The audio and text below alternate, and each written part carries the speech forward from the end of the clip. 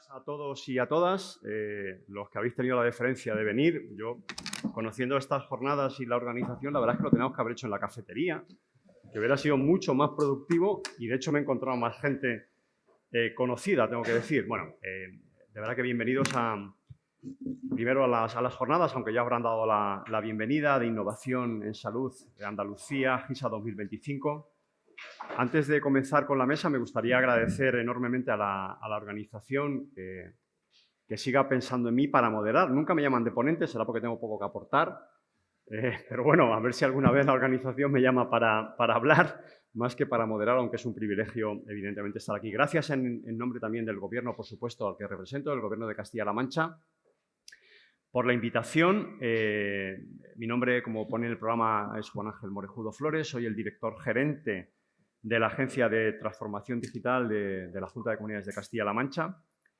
Y hoy estamos aquí, en este caso sí que me siento más cómodo moderando porque creo que estoy rodeado de grandes ponentes y conocedores del ámbito que vamos a tratar, que es la migración de la historia clínica electrónica actual a plataformas de historia clínica abierta.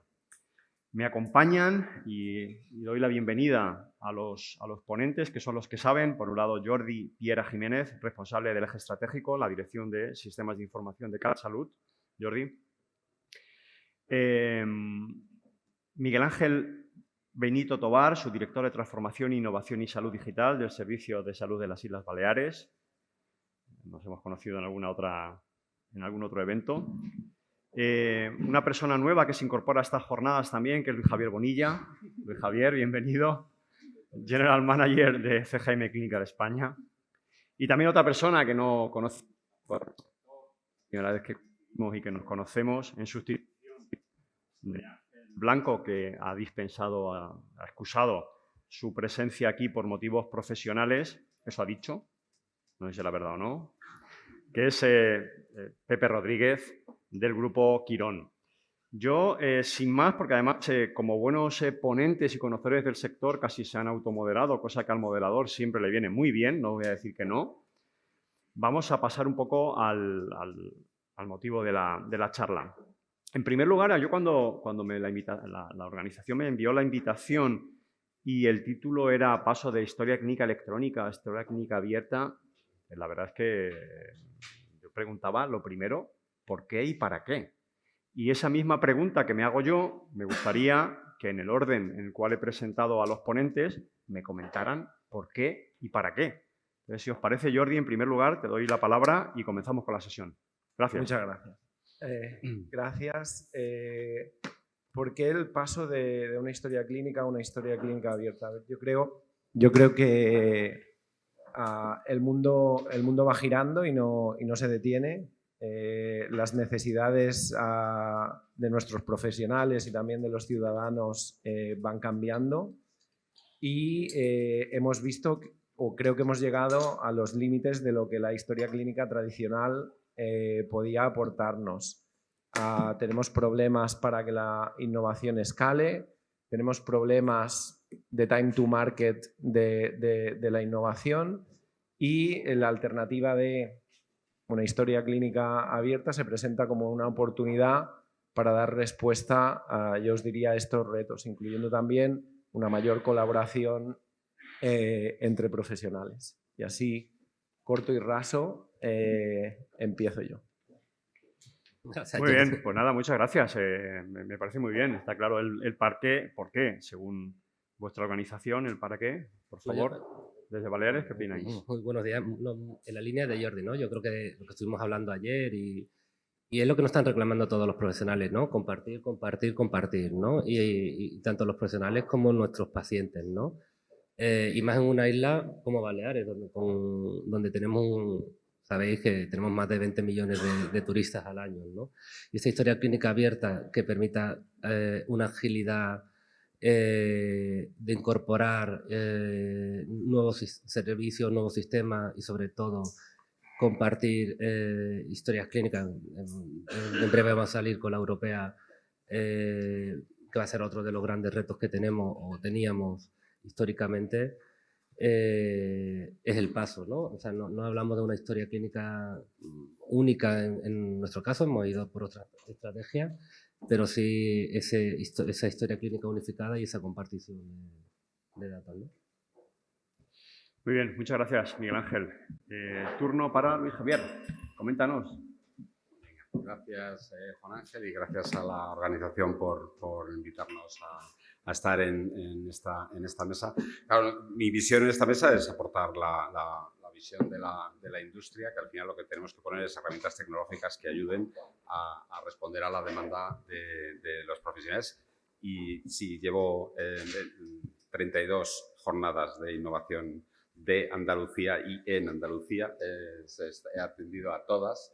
Y ya hace 32 años hablábamos de esto. Yo creo que lo que hay un matiz importante es cuando hablamos de transformación digital, en general, no estamos hablando de tecnología, lo que estamos hablando es de experiencia de usuario. Queremos las cosas que sean fáciles, queremos las cosas aquí y las queremos ahora.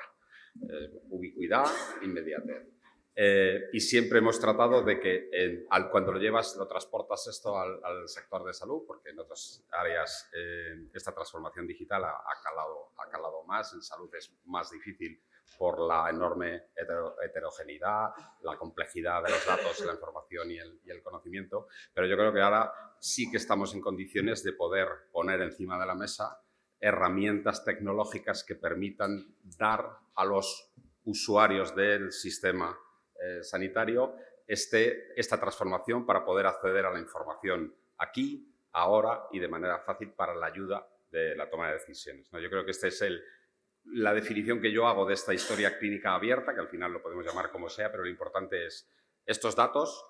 No tenemos que poner tecnología en marcha para responder a cosas, lo que tenemos que hacer es poner en marcha herramientas, luego las discutiremos el cómo, ¿no? Pero nuestra visión es pongamos estos datos, esta información y este conocimiento disponible para el que lo necesite, en el momento que lo necesite y de forma lo más sencilla posible. Esa es la visión de lo que yo entiendo una historia clínica abierta.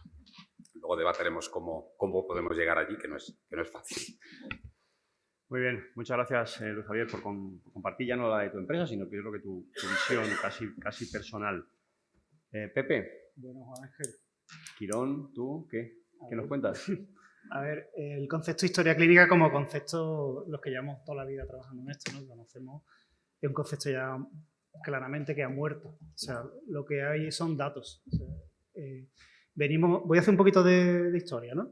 Venimos de los años 90, que empezamos con la digitalización, con el registro de historia clínica tal cual, que era un registro también de formularios, de informes, de cosas, episodios, ¿no? Intentamos introducir el concepto de proceso, donde empezamos a hablar de integraciones, de que el médico tenía que hacer la petición electrónica. Después saltamos a un concepto casi de automatización, el médico tenía que ir registrando el diagnóstico para que eso definiera el próximo paso. Y ahora todo eso se ha roto de golpe, o sea, ya no existe. O sea, de hecho, empezamos a introducir barreras. Veníamos de un mundo donde el paciente no entendía lo que escribía el médico.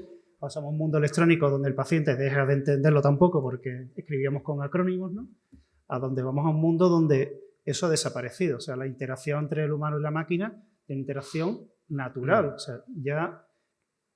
Yo creo que lo que tenemos que hablar es de datos y cómo modelamos esos datos, cómo son interoperables, cómo tenemos que hablar con ellos, pero el diálogo ya ni siquiera cuando un gerente quiera saber el número de estancias, vamos a necesitar desarrollar un cuadro de mando. Es que todo eso, y eso ya no es futuro, eso es presente, y lo que estamos hablando es de superar el pasado para vivir el presente que la tecnología nos va a permitir.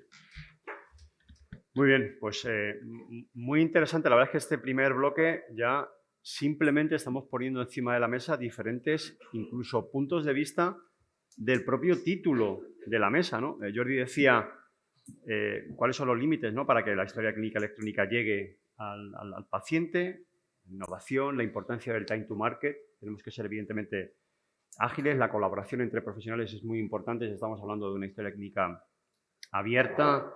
Miguel Ángel igual, yo creo que compartís también la visión de compartir, de agilidad.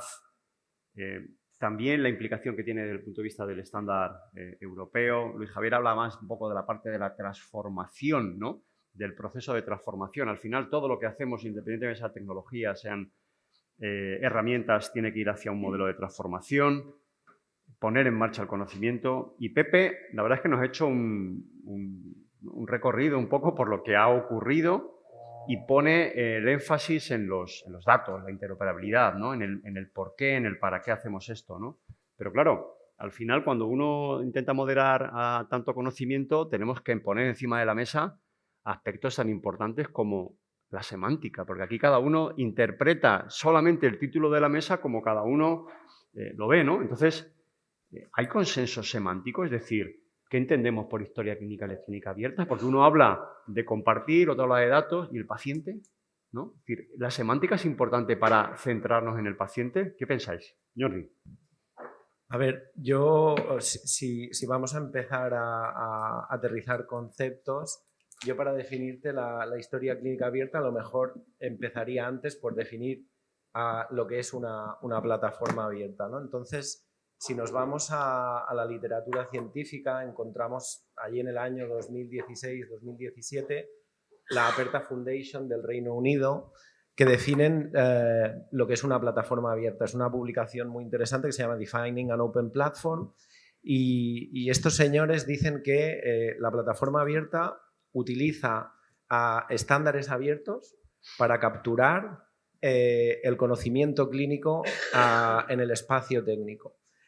Que estos estándares abiertos sirven tanto para almacenar como para interactuar con esos datos abiertos. Y el hecho de que todo esto se construya encima de un ecosistema abierto facilita mucho o convierte esos datos en mucho más líquidos para que permeen en cualquier rincón de nuestro sistema sanitario, ¿no? Esto, cuando lo traducimos a el software o las aplicaciones o los servicios que se pueden construir encima, hacen que efectivamente, o de una manera, yo diría muy sucinta, seamos capaces de separar los datos de las aplicaciones.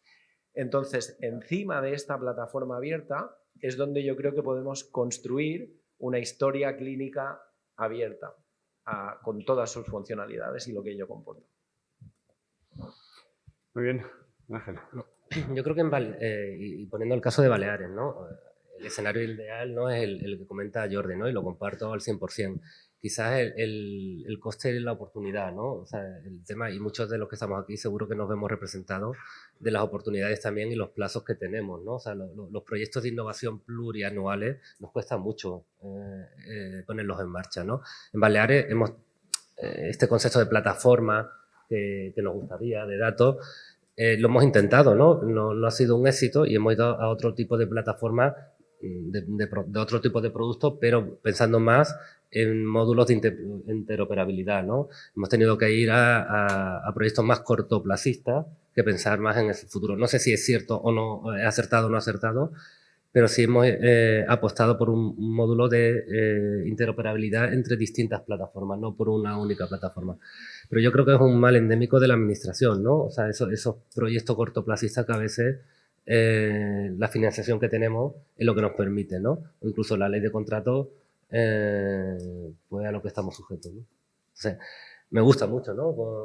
El modelo de plataforma de datos única, pero la realidad nos lleva a otro sitio.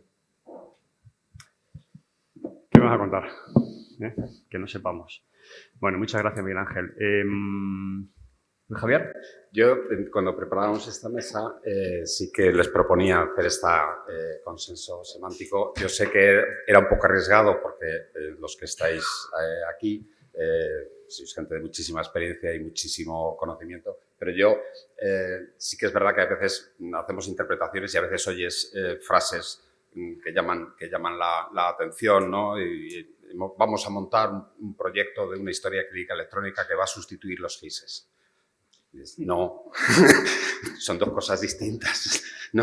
Entonces, ¿qué es una historia clínica y qué es un GIS y qué es una plataforma? ¿no? Digamos, en la historia clínica no hace falta definirla, ¿no? Digamos, donde tenemos concentrados toda la información, los datos del paciente para ayudarnos a hacer un proceso de atención sanitaria. Un GIS es una cosa mucho más compleja, normalmente formado por múltiples aplicativos que responden a determinadas necesidades y que además son asistenciales, son administrativas y son de gestión de toma de decisiones.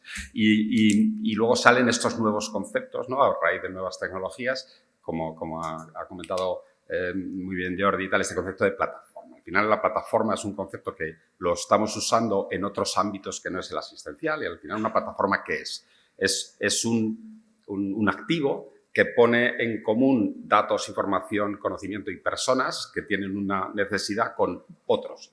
Y el ejemplo que usamos todos es: yo me quiero ir a Baleares de vacaciones en estas fechas, con estas características y no sé qué, y hay una gente que tiene unos pisos que alquilan, ¿no? Entonces uso una plataforma que pone en común estas cosas. Esto es lo que es el concepto de plataforma, que me va a permitir cambiar el paradigma de cómo estamos construyendo los sistemas, ¿no? De que partíamos de aplicativos que respondían a una necesidad, que generaban datos, y que luego montábamos una plataforma de interoperabilidad para poner en común la aplicación A con la aplicación B con la aplicación C, a este nuevo concepto, porque ya sí disponemos de la tecnología y de las capacidades. Para lo que voy a hacer es, tengo un sitio que a veces lo llamamos repositorio de datos clínicos, a veces lo llamamos espacio de datos de uso primario, a veces lo llamamos CDR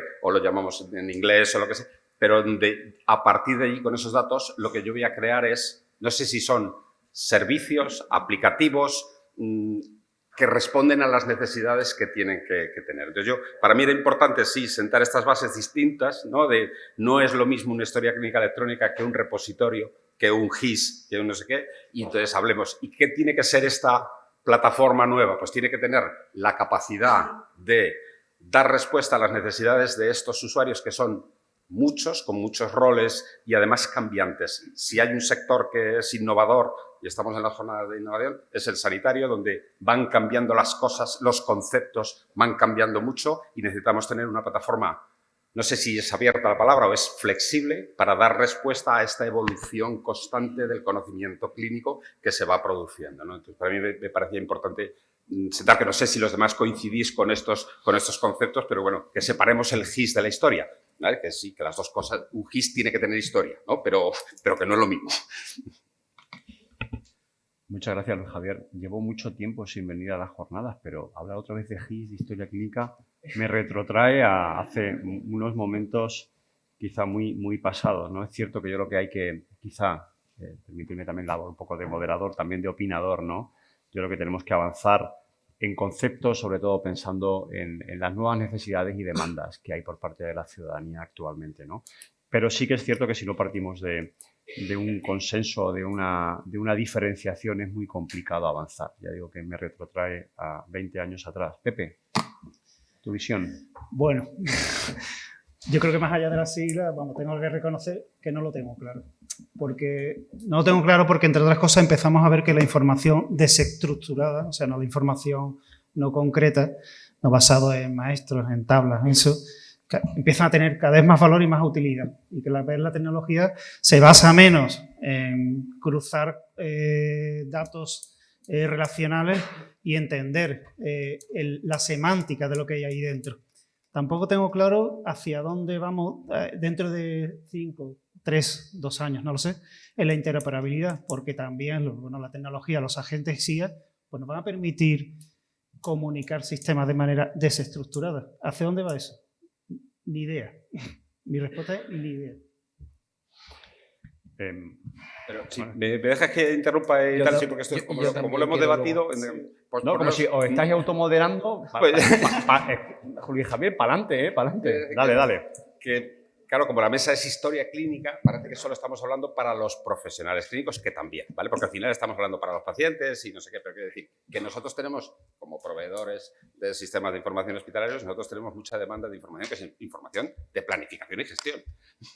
Básica y fundamental para gestionar organizaciones sanitarias de alta complejidad como son los hospitales. Quiero decir que tienes que tener también esto de que va a desaparecer y que ahora vamos a hablar y que nos lo va a resolver todo la IA y tal, yo encantado de sumarme, pero vamos, que igual sí, pero igual ya estoy jubilado para cuando esto suceda, ¿no? Entonces, mi sucesor pues lo usará, lo tendrá más fácil, pero que hoy por hoy y durante muchos años este sistema de herramientas donde al final tenemos que contabilizar la actividad y gestionar la actividad de los hospitales y gestionar las puertas de entrada del hospital es algo que vamos a necesitar. Y que todo tiene que alimentar también, por supuesto, el sistema de información, llamémoslo historia clínica abierta o lo que sea, esta plataforma que tendrá que ponerse para ser consumida por el que lo necesite, pero también el gestor, ¿no? Era el matiz que quería. Me encanta esto de hacer la mesa, disculparme, después del café. Jordi, estás muy animado, venga. Para añadir un poco, ¿no? Y para tratar de sumar. La situación que tenemos un poco ahora es una situación que todos lo conocéis, que es de islas de datos, ¿no? Muchísimas islas de datos que con más o menos dificultad, con interoperabilidad, las unimos, ¿no? Y tratamos de generar conocimiento y tratamos de generar esa visión longitudinal del tránsito de las personas por el sistema sanitario. En el modelo de la plataforma, yo creo que generamos, y creo que es un concepto que es bueno y que además ahora os diré de dónde lo importamos, generamos una economía de plataforma, ¿no? Donde ya no gestionamos islas de datos o islas de conocimiento, sino que nos vamos a un universo de conocimiento completo, donde ese conocimiento es transparente y los datos se rigen por los principios FAIR, en donde somos capaces de tener muy claro cómo está representado ese conocimiento en ese plano técnico. Y luego, el hecho de que sea abierta, democratizamos el acceso, ¿no? a esa información, somos mucho más transparentes y hacemos un poco, y me gusta usar esta analogía porque creo que sirve en este contexto, hacemos lo que Google o lo que Apple hicieron con sus plataformas, con el iOS y con el Android. Al final, esta gente que hizo, oye, sabemos que no somos capaces de dar respuesta a todas las necesidades del mercado, no le vamos a poner puertas al campo porque esto funciona mejor si generamos esa economía de plataforma, vamos a dar unas especificaciones para que la gente, la industria, todos interactuemos con esa plataforma y lo que vamos a asegurar es que después de unos criterios de homologación y de seguridad y de todas las soluciones y servicios que se desarrollen encima van a ser plug and play en todos los lados donde tengamos una plataforma Android o iOS, ¿no? Y yo creo que este concepto es muy potente si en medio, además, lo que nosotros estamos haciendo y que es distinto es poner los datos de salud de las personas con criterios de seguridad, bajo su control, siguiendo la normativa europea, que somos europeos y que los datos son de la gente. Pero esto es muy potente a diferencia de lo que teníamos hasta ahora. Muchas gracias, Jordi. Yo la verdad es que ya en este segundo módulo ya me puedo resumir, pero habéis hablado de temas muy importantes. Todos coincidimos en la importancia de los datos, pero si tuviera que puntualizar, como dicen los ingleses, hacer un highlight, ¿no? de lo que habéis dicho, yo casi me alineo más, será porque estamos en el mismo bando, entre comillas, ¿no? de la parte pública. Es verdad que luego todo esto cuesta mucho moverlo en la administración, porque para hacer este camino creo que tenemos que tener una visión medio, como mínimo, no voy a hablar de largo plazo, porque en la tecnología a medio plazo vete tú a saber, ¿no? Pero sí que al menos medio plazo, y para eso es muy importante la parte de programación, la parte de las herramientas que tenemos, ¿no? Luis Javier comentaba, yo ahí también, si me dejas un poco opinar, claro que es cierto que tenemos que poner, si tenemos una historia clínica abierta, es para que sea abierta y compartida, ¿no? Y esa compartida es para hacer uso de. Y es cierto que nos neguemos o no, el mayor uso que se le está dando ahora a aplicabilidad viene desde el punto de vista diferencial, no digo sustitutivo, pero sí diferencial, viene por la parte del uso de la inteligencia artificial. Está claro, gobernada, segura, cumpliendo normativa, como decía Jordi, que ayuda también a romper esas islas y a democratizar no la información, sino el conocimiento. Pero son conceptos que ya empezamos a avanzar un poco en el debate, y os voy a pedir ahora ya sí que bajáis un poquito más al barro, porque estáis generalizando un poco, ¿no? Estamos hablando aquí de conceptos, de semántica, de isla de datos, de tal, pero ¿qué estáis haciendo? ¿Cuál es vuestra visión? Y realmente, ¿cómo estáis llegando? ¿Cómo estáis llegando si estáis llegando a ese concepto de historia clínica abierta y las implicaciones en vuestra organización. Jordi, te toca porque has terminado y empiezas. Bueno, mira, nosotros hemos ido avanzando en ese sentido y además yo creo que de manera bastante decidida, gracias sobre todo a los fondos NextGen y a los fondos MRR, con distintas licitaciones, ¿no? Hace un par de años, ya 3, ahora hace 3 años justo, aprovisionamos un repositorio de datos clínico para, como centro o como core de esa plataforma, para almacenar los datos de manera normalizada. Y además hemos establecido todo un modelo de gobernanza para gestionar con nuestro ecosistema cómo van a aterrizar esos datos en ese repositorio de datos clínicos o Clinical Data Repository en inglés. 1. 2. Justo hace un par de semanas o 3 adjudicamos el concurso de la plataforma abierta y efectivamente se llama así el concurso, es público, si alguien quiere ver lo que escribimos allí me contactáis y os lo paso, y ahí es donde vamos a hacer efectivo el abrir esa plataforma a nuestro ecosistema, y es un concurso que lo hemos dividido en 3 partes, ¿no? Tiene una parte que es muy tecnológica, que es los componentes de plataforma, esos componentes que giran alrededor del repositorio de datos clínicos y que aseguran la seguridad, que aseguran el control de acceso, que aseguran la gestión de identidades, que aseguran la relación con terminologías, ¿no? Todos esos componentes. Y además estamos trabajando ya con un grupo de arquitectos de muchas empresas y poniendo, digamos, mucha neurona en definir la arquitectura de cómo debe ser esa plataforma abierta. El segundo componente es un mercado de aplicaciones, también muy tecnológico. Es hacer efectivo abrir nuestra plataforma y los datos que ella contiene a nuestro ecosistema, es decir, para que vengan terceros y puedan desarrollar soluciones encima de la misma. Y la tercera parte del concurso es un modelo de servicios, el modelo de servicios que debe gobernar la plataforma desde una perspectiva tecnológica y también la plataforma, yo os diría más de una perspectiva de homologación de las soluciones que deben construirse en esta plataforma, es decir, cómo validamos el código de esa app, cómo tenemos una sandbox, cómo nos relacionamos con nuestra agencia de evaluación de tecnologías sanitarias para ver la validez clínica de la solución, ¿no? Incluso cómo poderle poner precio hipotéticamente a esas nuevas prestaciones digitales que se construyan ahí, ¿no? Sobre todo cuando entramos en el mundo del Digital Therapeutics, que yo creo que también es una asignatura pendiente que tenemos en este país. Por tanto, bueno, hemos ido alineando inversiones, sobre todo gracias a esos fondos.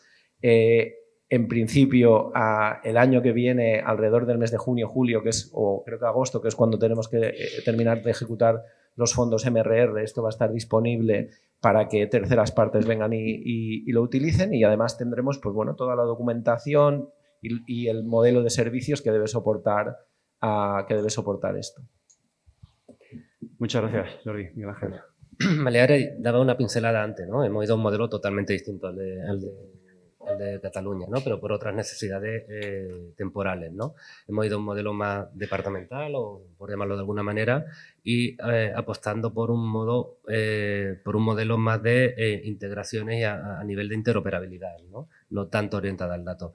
No quita de que ahora sí estamos viendo hacia dónde vamos, ¿no? Hacia dónde vamos, justo estamos desplegando nuestro Data Lake, que va a ser un poco el espacio o el futuro espacio de datos, y también pensando en lo que nos están reclamando nuestros profesionales y nuestros pacientes, ¿no? Es cómo consumir ese dato, ¿no? Ese dónde, cuándo y cómo quiero consumir el dato, ¿no? Que es la realidad, ¿no? Hacia dónde queremos ir, ¿no? Hablábamos de plataformas, antes hablabais de Google, ¿no? Ahora lo que nos reclaman es casi el streaming del dato, ¿no? El Netflix del dato, ¿no? Es decir, quiero ese dato y quiero aplicarle los algoritmos y ese orquestador de algoritmos, ¿no? Es un poco lo que estamos viendo de qué nos gustaría tener. Una plataforma de datos, un consumo de datos en streaming y aplicar los algoritmos que requieren según necesidad. Muy bien. Luis Javier.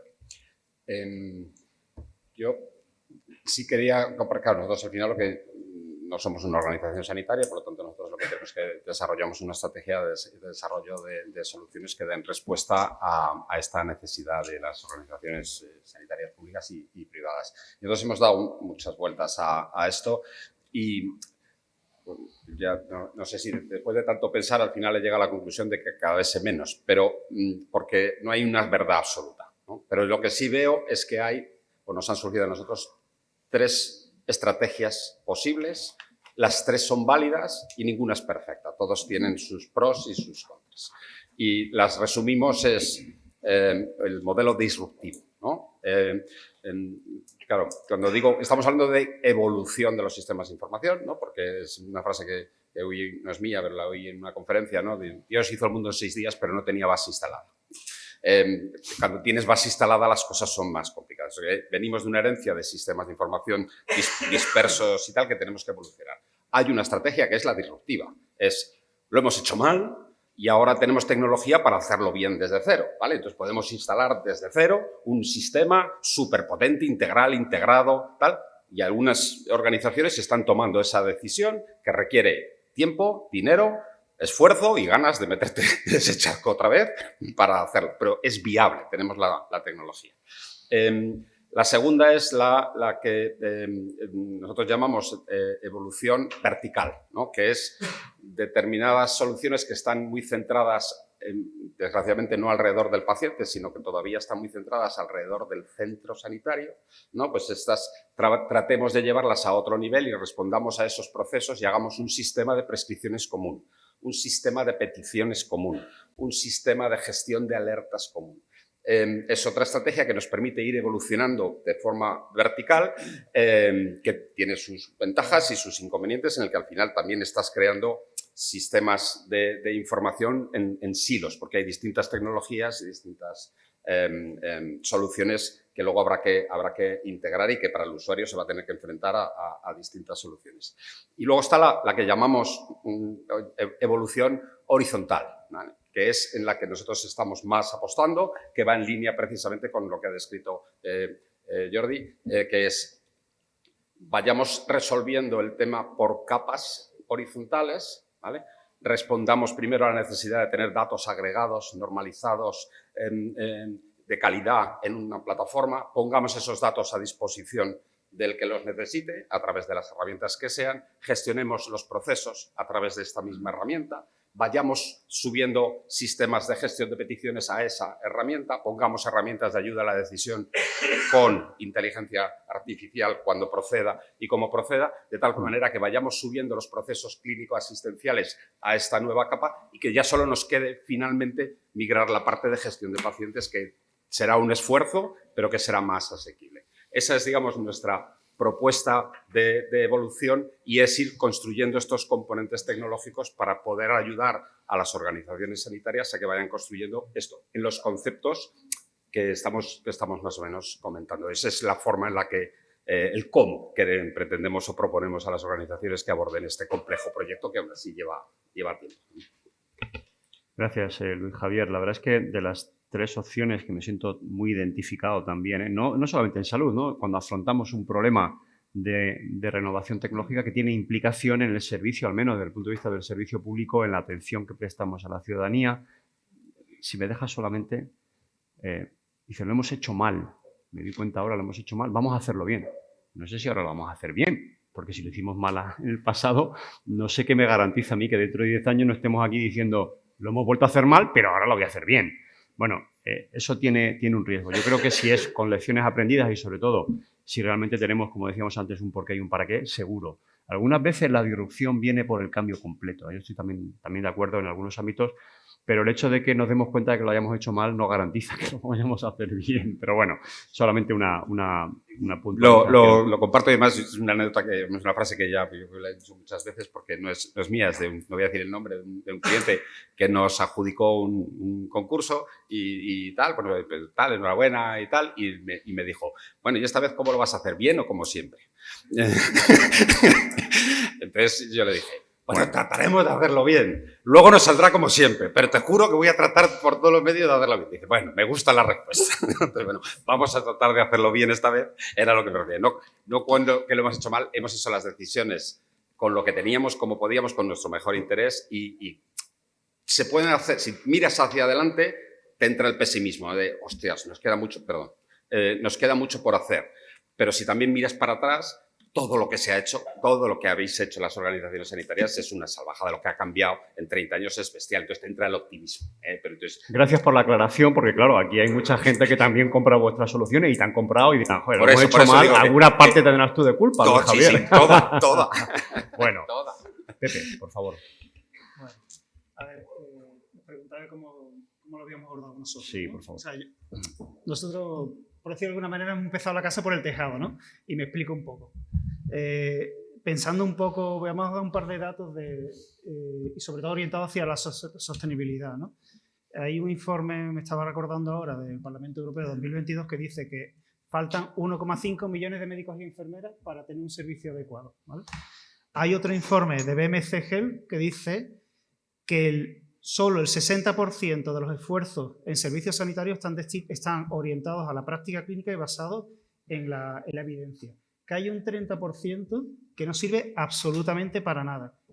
Y hay un 10%, conocéis el juramento hipocrático de los médicos, ¿no? Primus non nocere, ¿no? Baltasar, que es lo primero en no hacer daño. Pues hay un 10% que se dedica a malograr lo que hacemos. Entonces, lo que nosotros estamos intentando es darle sostenibilidad a esto pensando en el ciudadano, como bien dices, ¿no?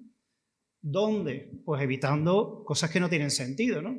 Automatizando que cuando, por ejemplo, a mí me duele la rodilla, yo no quiero pedir una cita de traumatología para esperar 30 o 40, los días que sea, me da igual, sino que me pregunte a alguien qué te pasa y sabiendo qué te pasa, si cumplo el protocolo, que me vaya a hacer una resonancia y que yo vaya al traumatólogo con las pruebas hechas. En esta recuperación de la humanización, que yo creo que es de lo que deberíamos hablar también, que la tecnología no es un propósito en sí mismo, es un medio para alcanzar esa humanización. La tecnología que estamos utilizando para que no haya ordenadores, o sea, romper la barrera entre el paciente y el médico, no hay ordenadores, ¿no? Pues estamos consiguiendo subir el NPS, no sé si lo utilizáis todas las organizaciones sanitarias, pero es un indicador de satisfacción por 16 puntos, ¿no? Algunos datos. Hemos hecho ya 2,5 millones de consultas y urgencias sin ordenador. El 30% de nuestras consultas, eso es caminar y andar, ¿no? Y reducimos los tiempos, pero es que el tiempo que pasa ahora el médico con el paciente es 100% mirándole a la cara, no está mirando un desplegable de motivo de consulta, diagnóstico. Hacia eso deberíamos ir. O sea, yo creo que nuestra preocupación siempre ha sido cómo le damos sostenibilidad a lo que está pasando y la tecnología al servicio de todo esto. Desde luego, como conozco y os conozco, sí que es cierto que desde luego es un modelo disruptivo que ha ido también, Pepe, avanzando hacia efectivamente poner al paciente realmente en el centro, más allá de los PowerPoint, que a todos nos encanta, y focalizándose en un porqué. Yo solamente solamente por destacar, ¿no? De verdad, si nos creemos esto, si no lo creemos, si no, el año que viene volvemos aquí y tan encantados. Yo estoy encantado de venir siempre a cualquier tipo de jornada donde se debata. Pero la sostenibilidad. Tenemos que creernos que la tecnología es un pilar fundamental, crítico y yo creo que indispensable hoy en día, ya lo era, pero hoy en día, para garantizar mucho más, Pepe, sí, para garantizar la sostenibilidad de las organizaciones a las cuales nos debemos. Eso es clave.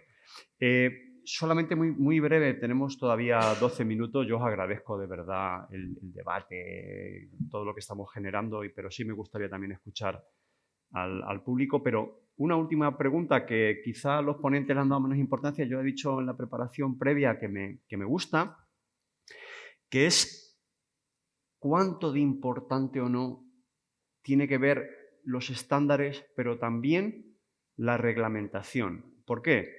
Hay una parte que estamos en todo lo que tiene que ver, no sé, Miguel Ángel, si no te convence, para no dar tu opinión, pero sí que es cierto que uno de los aspectos muy importantes, todos habéis hablado del debate, del dato, de la importancia. Sabéis que hay un reglamento de los espacios de datos, aquí ya hay una transposición, estamos todos trabajando en la parte de espacio de datos, donde realmente tiene más que ver la normativa y los estándares, pero hay una parte muy importante, que es la soberanía. La parte de salud tiene mucho que ver con el concepto de soberanía digital. ¿Cómo lo veis? ¿Es tan importante? ¿No es tan importante? ¿Creéis que es fundamental? ¿Que es limitante? Jordi. Yo pienso que es fundamental, refiriéndome al ejemplo que he puesto antes para movernos de las islas de datos al universo de conocimiento. Nos hace falta gobernanza, nos hace falta ponernos de acuerdo en cómo representar ese conocimiento clínico en el plano técnico, y que esto no siga siendo el salvaje oeste, que cada uno vaya construyendo sus soluciones de su padre y de su madre, porque cuando luego las vamos a enganchar después y vamos a tirar cable o vamos a tender puentes, pues esto nos cuesta mucho esfuerzo, ¿no? Y el comunicar las islas pues es complicado. Entonces yo creo que ahí en el mundo mundial de los estándares hay distintas opciones.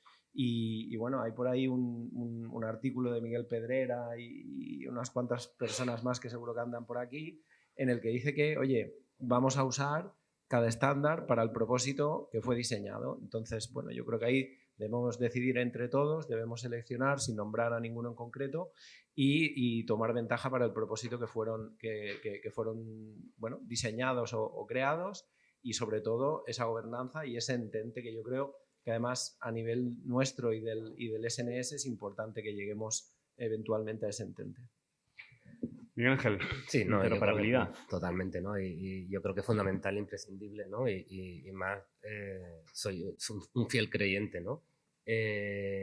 Pero tenemos que ir todos a una, ¿no? Yo creo que el Comité de Interoperabilidad de la 6 también hay que poner el valor, el trabajo que hace, ¿no?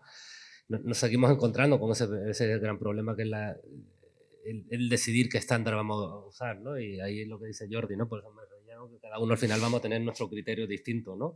Pero es fundamental que acabamos, por lo menos en el Sistema Nacional de Salud, con un criterio único, ¿no? Pero que sí, al final, como digo, poner en valor ese trabajo de los compañeros del comité. Muy bien, muchas gracias.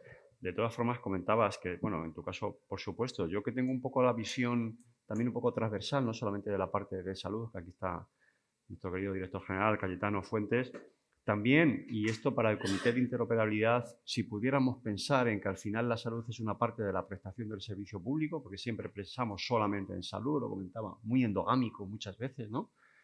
Al final, un ciudadano es un ciudadano, que en algunos casos es paciente o futuro paciente. Si esa interoperabilidad, además, la pensamos más desde el punto de vista de prestación del servicio público en general, no solamente desde el punto de vista de la salud, seguro que la ciudadanía nos lo agradece. Pero bueno, es una puntualización. ¿Y Javier? A ver, claro, hablar en las 6 de estándares, cuando hay un foro de interoperabilidad y tal, digamos, pues es como el cura que regaña a los fieles que van allí por los que no van a misa. No sé, a mí, yo estoy aquí, ¿no? ¿Qué me cuentan? ¿No? Entonces, bueno, hemos defendido siempre los estándares. Yo estoy en el acta fundacional de HL7 Spain, ¿no? Cuando se creó la asociación, y lo hemos defendido y hemos hecho este proselitismo que había que hacer para explicar por qué el beneficio de los estándares, que además, no sé si está Carlos Gallego por aquí, usábamos el ejemplo del DIN A4, ¿no? Alguien dijo que un DIN A4 tiene que ser 29,7 por 21. No sé por qué, pero desde entonces todo el mundo sabe cómo tiene que crear impresoras, cómo tiene que hacer las carpetas, todo genera riqueza, tal, porque hemos decidido que vamos a usar este.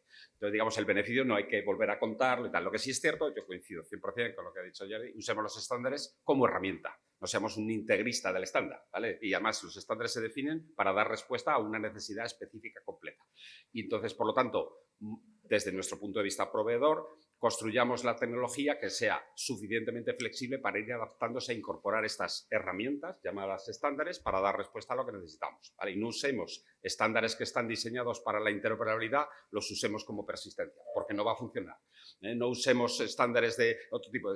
Y sobre todo, que tengamos la flexibilidad para responder a que estamos manejando, por un lado, datos e información que son estáticos, es decir, que es el dato y la información con un contexto es válido. Si mañana ha cambiado, no es que haya cambiado el dato, sino que son dos datos distintos, ¿vale? Pero el conocimiento varía.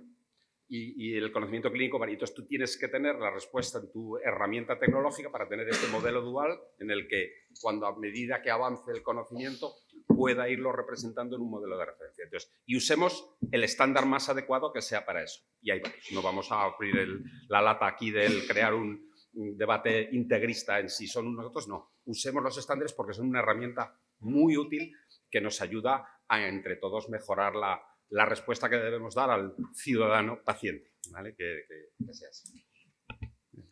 Pepe, ¿cuál es la visión de Quirón? A ver, yo creo que aquí también surgen nuevos retos. O sea, nosotros como organización sanitaria somos depositarios de la confianza de nuestros pacientes y nuestros ciudadanos a la hora de plantear los mejores cuidados y la mejor asistencia, sobre todo aprovechando la última tecnología. Pero por otro lado, hay un elemento también de confianza de los datos, de confidencialidad, de protección de datos, de ciberseguridad.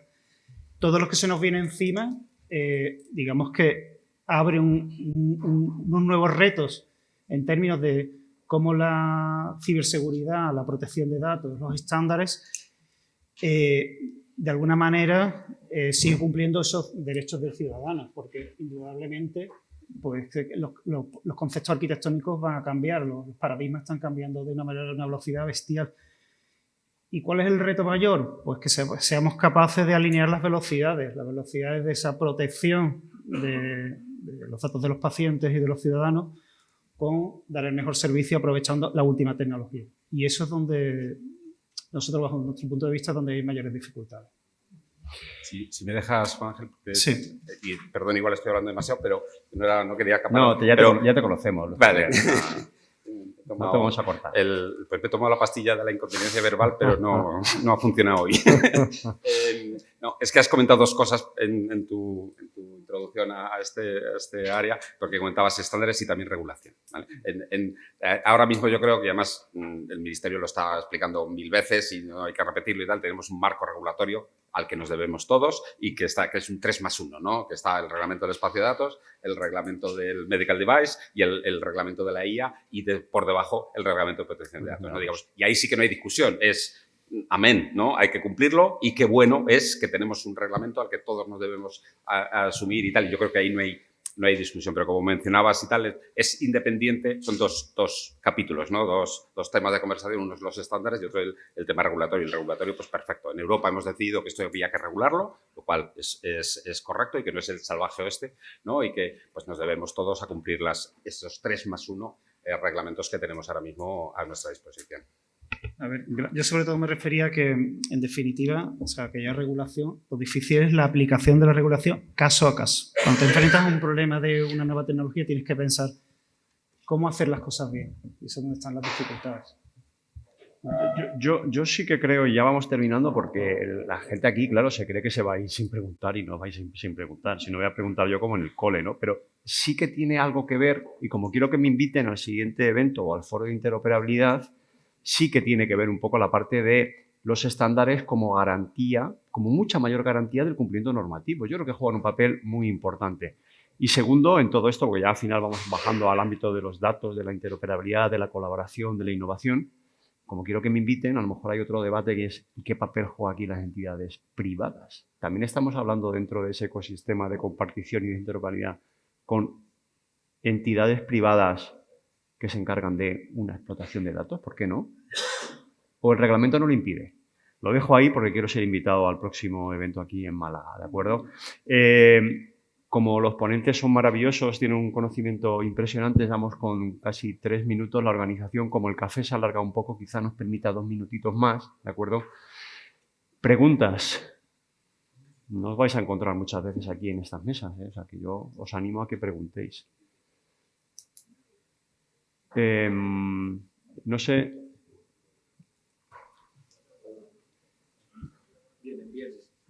Van llegando. Perfecto.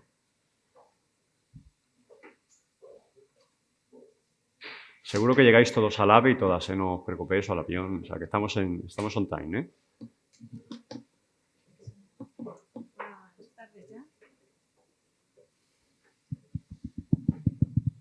Buenas tardes. Mi pregunta es para Jordi. En ese camino que habéis empezado y donde más o menos todos que estamos metidos ahí en el mundillo de la interoperabilidad y esas cosas queremos llegar, ¿qué porcentaje de camino habéis avanzado?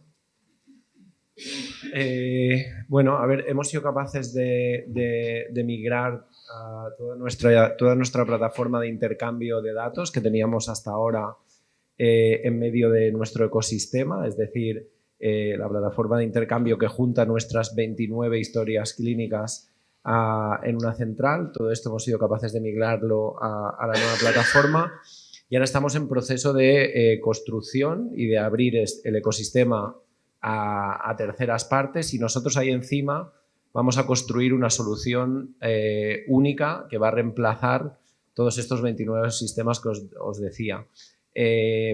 Creemos que esto vamos a ser capaces de tenerlo construido en los próximos 3-4 años si conseguimos la financiación plurianual que le hemos pedido al Gobierno y que está en trámite parlamentario. Y a nivel de porcentajes no te lo sabría decir. El plan es que para 2031 vamos a haber movido todos nuestros hospitales terciarios y toda la primaria a esta nueva solución. Pero a nivel de porcentaje no soy capaz de decirte. ¿Y cuánto tiempo lleváis? Llevamos picando piedra con el tema, yo creo que 5 años. 5 años entre consultas al mercado, diseño de... O sea, es un proceso de transición que no es rápido y un poco lo que decía Javier. Tenemos la base instalada y la base instalada o el legacy o los sistemas heredados, cambiarlos cuando están dando servicio todos los días, pues es un tema muy delicado, como sabéis, y muy complicado, ¿no? Entonces, luchando para cambiarlo, pero no va a ser rápido ni mañana. Gracias. Muy bien. Yo creo que tenemos tiempo de un par de preguntas más, por favor. Ya digo que como hemos venido tarde del café. Creo que Carlos, no sé si... No te voy a dar la palabra. Sí, quería comentaros qué opináis respecto que creo que el escenario de hoy, los argumentos para plantear la necesidad de las plataformas abiertas están establecidos hace tiempo y estáis dando paso, algunos con más vais los primeros por delante. Pero ¿qué pensáis de que ya ha llegado un momento ahora que ha llegado una tecnología disruptiva, que es la inteligencia artificial? Entonces, no es solo que esto facilite que se puedan conectar productos de inteligencia artificial. ¿Qué pensáis de que la inteligencia artificial tiene que formar parte nativamente de la propia historia clínica electrónica que permita de alguna manera, tampoco lo tengo tan claro, ¿no?, cómo sería, pero que de alguna manera ya esos diseños, aprovechar este momento de esa transición hacia las plataformas abiertas, de que se integren de esa manera nativa, que así a priori decirlo es muy sencillo, pero ¿qué significa eso de integración de inteligencia artificial de manera nativa en la historia clínica? Porque creo que todavía no lo ha hecho nadie y, bueno, quizás es un momento de oportunidad de hacer algo en ese sentido. Carlos, indudablemente. O sea, el caso, ¿no? Un médico que atiende a un paciente en 15 minutos, ¿no? ¿Cuánto tiempo tiene para analizar su historia clínica anterior? Pues no sé. O sea, yo creo que los conceptos de que no dialoguemos con la historia clínica de otra manera, de manera nativa, como tú dices, y que le preguntamos al paciente qué le pasa al paciente que estás viendo de manera del lenguaje natural, va a hacer que no solo el modelo sea más rápido, sino que mejoremos la calidad asistencial, porque tendremos más información. O sea, tendremos un residente, los antiguos residentes que teníamos al lado en la consulta, ¿no?, que nos va a ayudar a traducir lo que está pasando ahí. O sea, que la respuesta es sí. Y yo creo que es una realidad ya, ¿no, Carlos? O sea, lo vemos tanto, ¿no?, en los sistemas de información como en las modalidades. Ya nos encontramos muchas veces que el equipamiento médico viene ya con algoritmos de sistema de información, ¿no? Y que choca muchas veces con los propios algoritmos que tiene luego el software del sistema de información. Pero es una realidad que cualquier modalidad ya viene con algoritmos o de inteligencia artificial. Nos están diciendo que tenemos que Tenemos que cortar. Carlos, te he avisado, no me has hecho caso. Yo por la organización, pero es que además solamente me han pagado 1 hora. Pero bueno, venga, no sé, yo por la organización, ¿eh? Si la organización lo permite... No, yo prefiero que Carlos... Vale, nada, sí va a ser muy rápido. A ver. Hemos insistido mucho en que el tiempo es nuestra oportunidad y nuestra limitación. Hay que tomar decisiones a tiempo y en el tiempo, y esa presión que tenemos ocurre continuamente. Y luego otra cosa que hemos compartido es que las decisiones se toman siempre con información incompleta. Y ese es uno de los grandes retos que tenemos. Como este asunto no va a terminar aquí, porque es demasiado trascendente e importante para acabarlo, esto nos emplaza a todos a remitir preguntas, a continuar con la reflexión y entonces estaros como ponente. Me parece perfecto. Son la 1:03. Me gustaría, Jesús, que hubieras hecho este discurso en la cafetería, porque hemos llegado aquí a tiempo. Bueno, yo creo que una preguntita más. ¿Da tiempo? Es que yo, por favor, yo creo que Carlos se lo merece. Carlos, Orden. Vale, gracias. Gracias, moderador. Gracias, moderador. Vamos a ver. Yo he pedido el micrófono por 2 motivos fundamentales. Primero, por dar un toque de humor. Y segundo, porque me he dado cuenta que después de muchísimos años es el primer congreso que todavía no había hablado. Y entonces se me acaba el congreso y tenía que decir algo. La parte de humor. Voy a rebatir un dato que ha dado Luis Javier, mi amigo Luis Javier, al principio. No has venido 32 veces. Has venido 31. Porque los más viejos del lugar os acordaréis que la jornada 13 nunca asistió. Nuestro querido y añorado Jaime Nieto se negó a que hubiera una jornada 13 porque iba a dar malfario. Y fijaros si tenía razón, que ha salido fenomenal. Por lo tanto, has venido 31 años, ¿vale? Esa es la primera. Y segundo, un mensaje. Todos los que estamos aquí, muchos somos sanitarios, todos nos dedicamos a intentar cuidar mejor a los pacientes, cuidar mejor al ciudadano para que no sea paciente, intentar curarles. Por lo tanto, en un congreso como este, yo no me podía resistir a decir no al genocidio. Gracias. Pues, Carlos, ¿no ves cómo ha merecido la pena 1 minuto? Yo creo que todos ganamos. Nada más, de verdad que sí que estamos fuera de tiempo. Agradecemos la organización, la flexibilidad. Me doy por invitado, Jesús, para lo que queráis, para lo que queráis. Las notas, no voy a hacer resumen, no tenemos tiempo, me las llevo como parte de mi aprendizaje de todos vosotros siempre, cada vez que estoy en una mesa y tengo el placer y el honor de moderarla y más en el ámbito de la salud. Muchas gracias a los ponentes y muchas gracias al público.